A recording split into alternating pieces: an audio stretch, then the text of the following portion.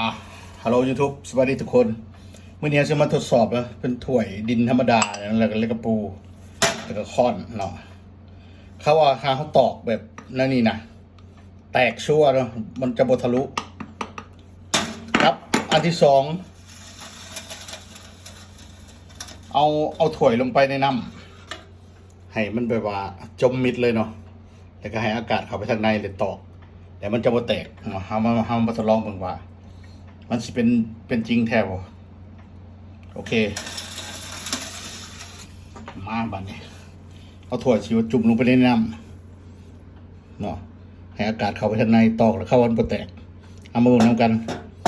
สิแตกหรือบ่แตก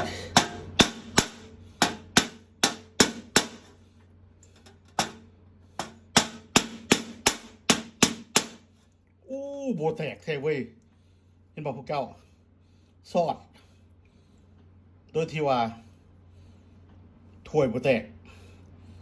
แต่ว่ามีบินน้อยหนึ่งมีบินคือกันทางในแสดงว่าผลการ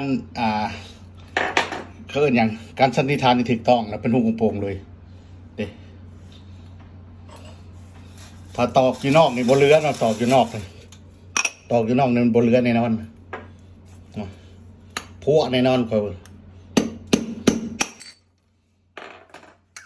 แตกเนาะ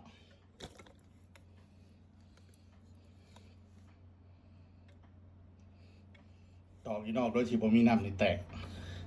เขาเห็นได้ว่ามัน